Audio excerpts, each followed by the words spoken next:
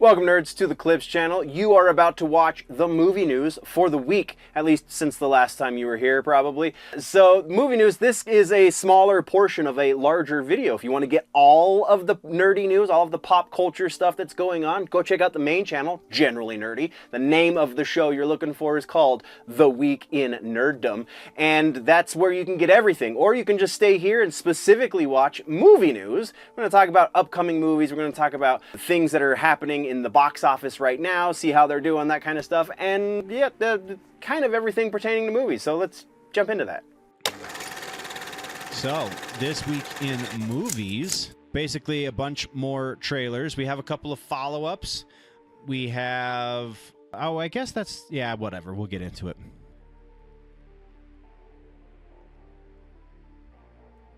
So, Constantine 2 is in trouble. Keanu Reeves is not happy with the script, and it's apparently partially due to the studio. Let us read.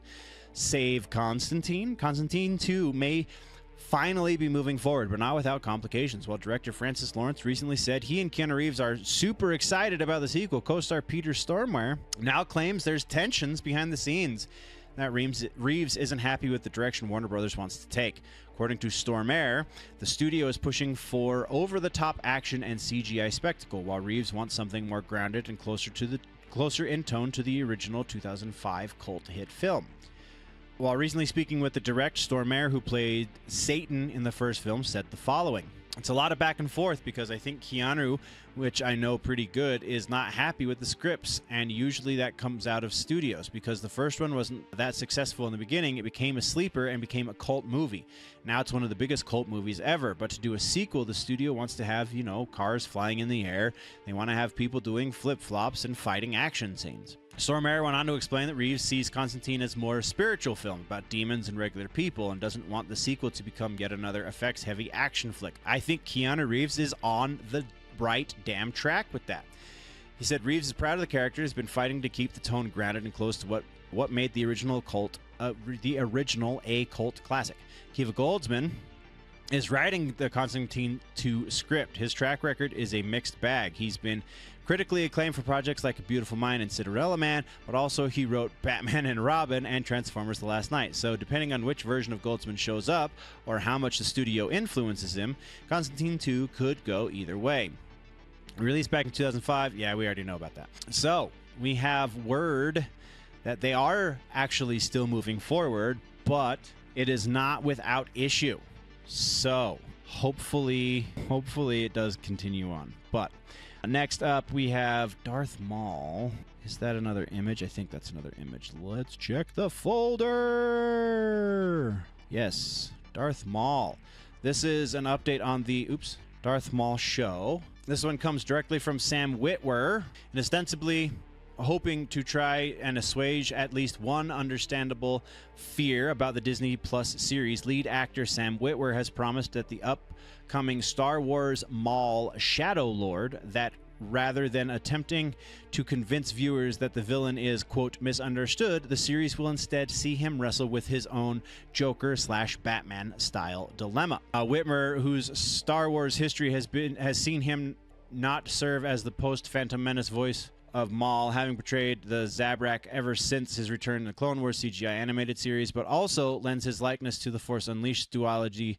Starkiller offered his assurance regarding the series narrative during a recent appearance on his fellow franchise star Katie Sackhoff's Sackhoff Show podcast. Sam Witwer shares some details on Darth Maul, says they will explore Maul's humanity. Offering his host a tease of upcoming animated series, Witwer told Sackhoff Shadow Lord was, quote, a show about bad guys versus worse guys, unquote.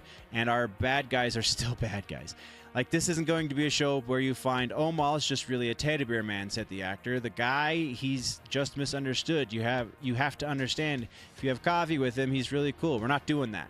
The idea is, in fact, that even though he's a bad guy, the fun of it is going, right, but is he as bad as Sidious or Vader? And the answer is actually No. From the Sith perspective, this guy has flaws, and these flaws are the things that we're talking about. The humanity that seeps in at various points, explained Witwer.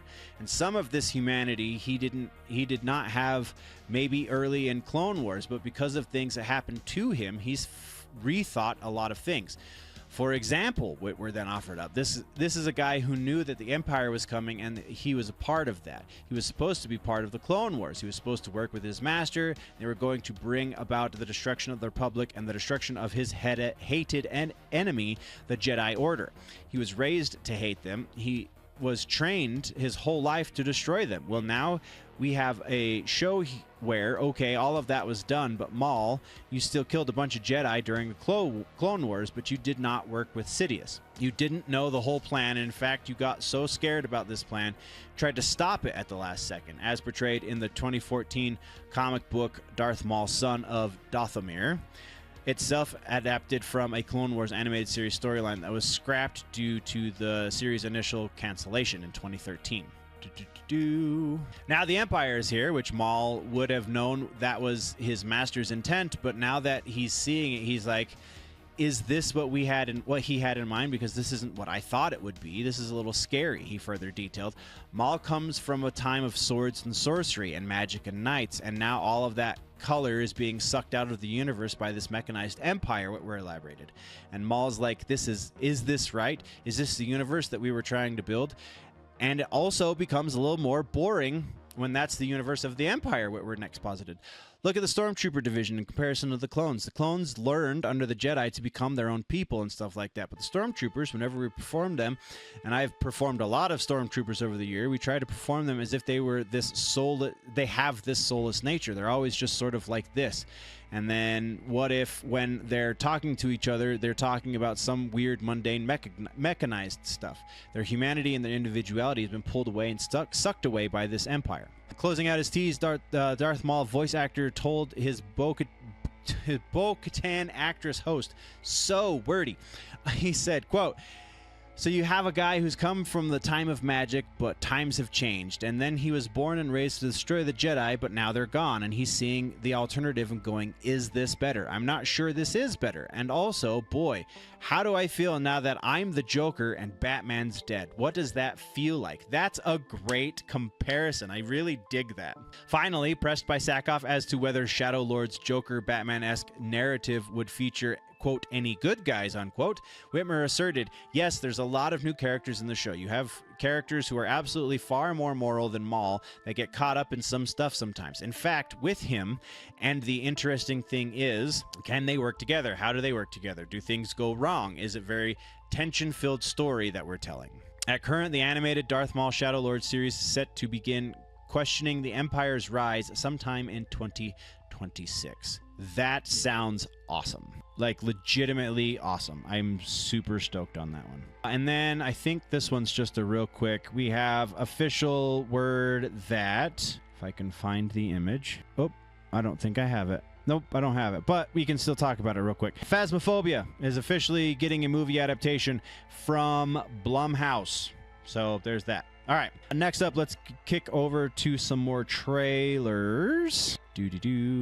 First up on the trailers list is, where'd it go? Megan 2.0. Yes, it's me.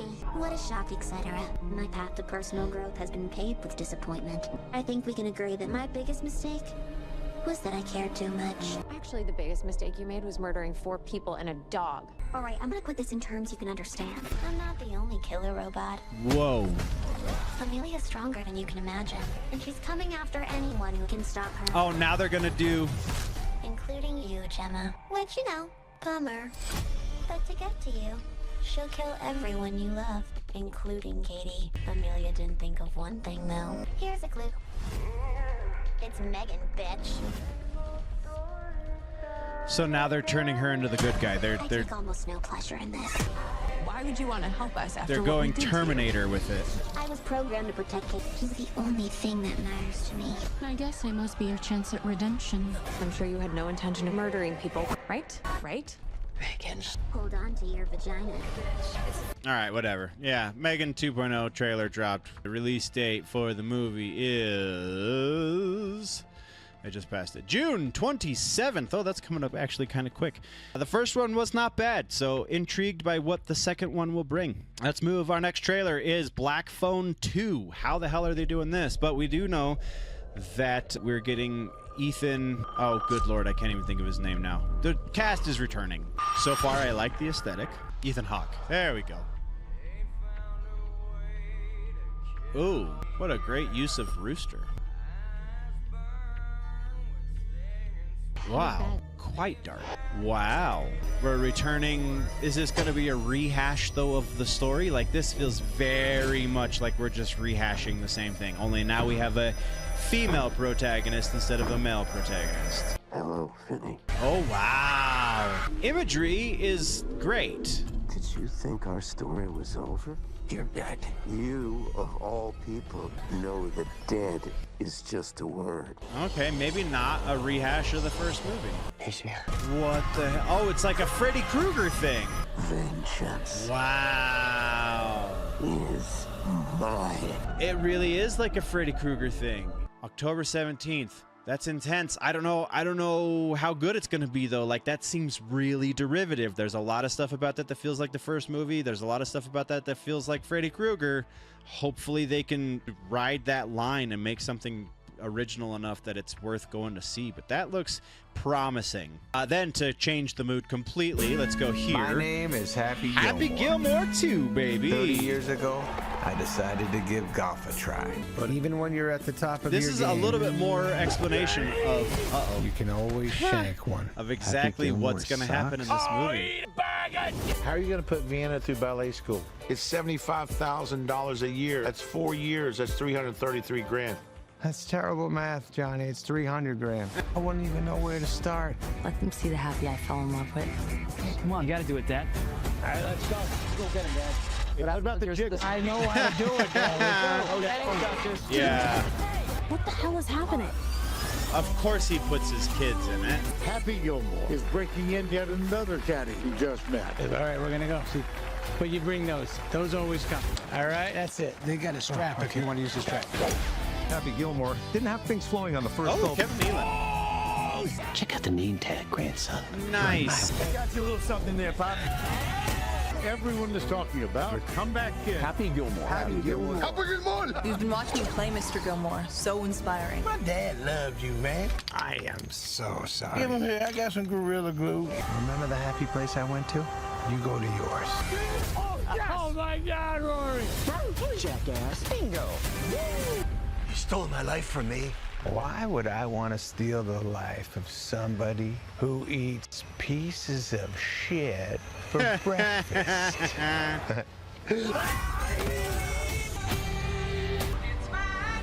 July 25th. All right. Yeah, that one, we had to watch the whole thing. I'm sorry. All right, so then the next one that I'm super stoked about, and this is the last one, is Frankenstein. Guillermo del Toro's Netflix Frankenstein. I have watched this, so we're gonna skip around a little bit. It's fact. We get, we know who Guillermo del Toro is, but we get a much more faithful adaptation of the book than we're used to. We see, where is it? Where is it? Oh, his lab. Look at that. We also see the monster. Mia Goth is in everything. Come on, show it. Seeking life. There's the monster, kind of. We get a better. I created There we go. Right here. So Jacob Elordi, I believe, is who is playing the monster, and oh wow, I'm super excited about this one because the monster in the original book is very eloquent and speaks very well and is not some dumb thing. This is awesome. This is gonna be great. I cannot explain to you how great this is going to be. And then we have a piece of regular ass news to talk about. Oops, I pushed the wrong button. Piece of regular ass news to get into, and that comes in the form of a new horror movie called oops, why do you do that? There we go. Covet is the name of this one. So we have Bill Moseley and Kane Hodder are joining forces once again to create a new movie, or to be part of a new movie called Covet. So the article that told us about this comes from Bounding into Comics, and it reads, monster rallies have been a part of cinema history ever since Frankenstein bitch-slapped the Wolfman back in 1941. It's when two or more popular horror heels from separate franchises, but generally owned by the same film studio, cross over into one movie for an epic showdown to find out who's truly the baddest of the badasses, apex killer of all killers. Most of the time, these monsters end up fighting each other and ignore their human targets, when sometimes, just sometimes, these monsters will put aside their petty, minuscule differences to unite under one blood-drenched banner and fight for what really matters: wholesale slaughter. First reported by Variety, horror fans have already started sharpening their machetes in order to ordering 2 double scoots of Tutti effin' fruity in anticipation for upcoming independent horror thriller Covet after it was announced last Friday. What stirred them into a frenzy of bloodthirsty excitement was that the upcoming movie will star 2 slasher icons, Kane Hodder, aka Jason Voorhees, and Bill Moseley, aka Chop Top or Otis, if you want to go for the House of a Thousand Corpses route. Official synopsis reads, when a sleazy car salesman is framed for the murder of his mistress, he must prove his innocence, only to learn the forces responsible may not be human. At the director's helm is Brian McQuarrie. This will be the second feature for this Chicago native. His first gig was a thriller, Plea, from last year, which starred none other than Freddy's first final girl, Heather Langenkamp. Thrilled to work with Kane in a role crafted to take advantage of both his intimidating presence and sense of humor, McQuarrie said. I cannot wait to see what Bill Moseley would do with his portrayal of Sheriff Troy. Kane Hodder is one of the most celebrated names, blah, blah. We know who these guys are. Yeah. Is that it? That's it. Awesome. Super stoked. That's pretty badass. All right, so we have our final... Oh, and I'm sorry I didn't pull up the article on the screen, whatever. Thank you very much, nerds, for tuning in. If you want to level up your nerdy, geeky, pop culture knowledge, then don't forget to subscribe and do all of the things. Go check out the main channel, Generally Nerdy, for the larger portion. Again, you get all of the sections into one convenient video over on Generally Nerdy. The name of the show is The Week in Nerddom. Thank you for checking out this clip. We will see you next time. Before we go, though, always remember that if it's generally nerdy, it's probably here.